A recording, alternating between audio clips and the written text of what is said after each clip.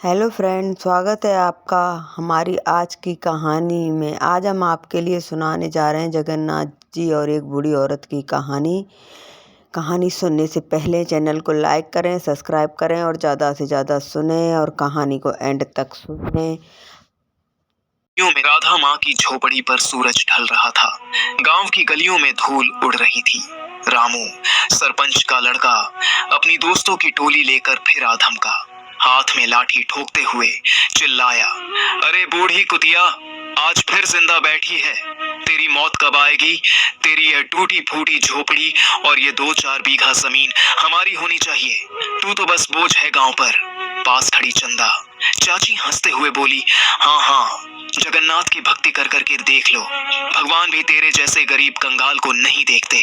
मर जा, जगह खाली कर। दूसरी औरतें भी ताने मारने लगी। कोई बोला, कल रात सपने में देखा, ये बूढ़ी रात को चोरों से बातें कर रही थी। राधा माँ चुपचाप अपनी छोटी सी चटाई पर बैठी रही।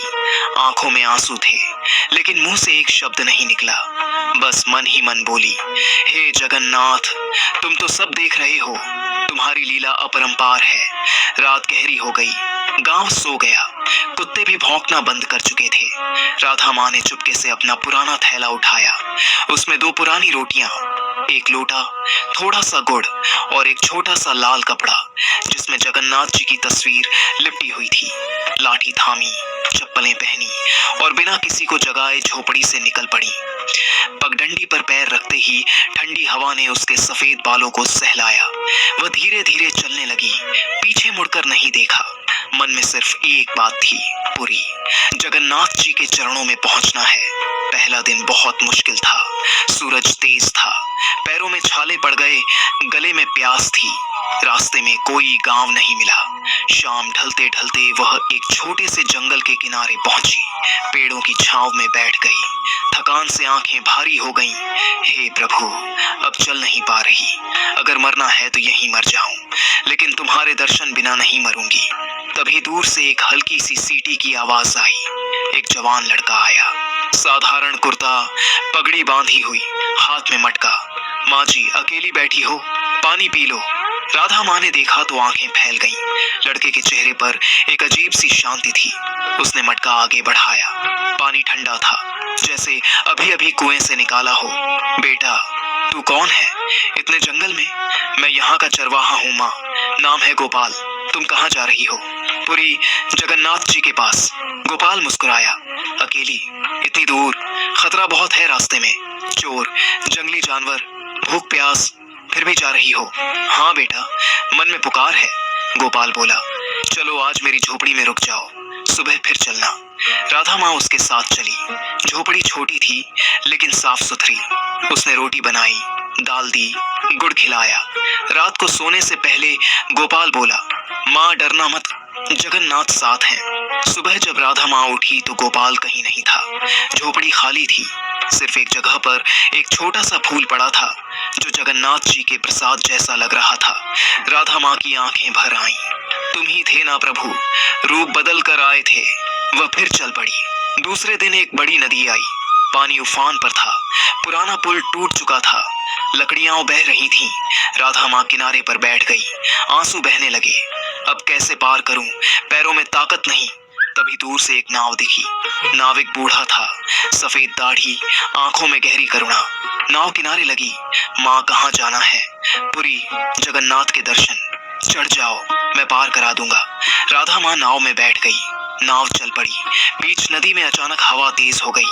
लहरें ऊंची उठने लगी। नाव हिलने लगी। राधा माँ डर गई। प्रभु बचाओ, नाविक शांत स्वर में बोला। डर मत माँ, जो पुकारता है उसे सुनते हैं। अचानक बादल छंट गए। तूफान थम गया। नाव दूसरी तरफ किनारे लग गई। राधा माँ उतरी। पीछे मुड़कर देखा तो नाव गायब थी। नदी शांत। जय जगन्नाथ, उसने हाथ जोड़े। तीसरा दिन। जंगल घना हो गया। पेड़ों से अजीब आवाजें आ रही थीं। राधा माँ थक चुकी थी, पैर लड्डू हो रहे थे। शाम हुई तो एक जगह पर बैठ गई। तभी एक बूढ़ी औरत आई। उसके हाथ में भोजन था। बेटी खा ले, तू अकेली क्यों घूम रही है? राधा माँ ने अपनी कहानी सुनाई। बूढ़ी औरत ने कहा, मैं भी एक समय अकेली थी, जगन्नाथ ने मेरी मदद की। अब तू जा, रास्ता सही है। खाना खाकर राधा माँ आगे बढ़ी। पीछे मुड़कर देखा तो वह औरत भी गायब। ऐसे ही दिन बीतते गए। कभी एक बच्चा रास्ता दिखाता, कभी एक किसान ठहरने की जगह देता, कभी एक साधु साथ चलता। हर बार कोई नया रूप, लेकिन हर रूप में वही करुणा, वही शांति। 10वां दिन। पैर अब चलने से इनकार कर रहे थे, आंखें धुंधली पड़ रही थीं, फिर भी वह चलती रही। आखिरकार एक सुबह दूर क्षितिज पर पुरी का मंदिर दिखा। गंगा की तरह बहती भीड़। रथ यात्रा का समय था। राधा माँ की आंखें भर आईं। वह मंदिर के द्वार तक पहुंची। भीड़ इतनी कि सांस लेना मुश्किल।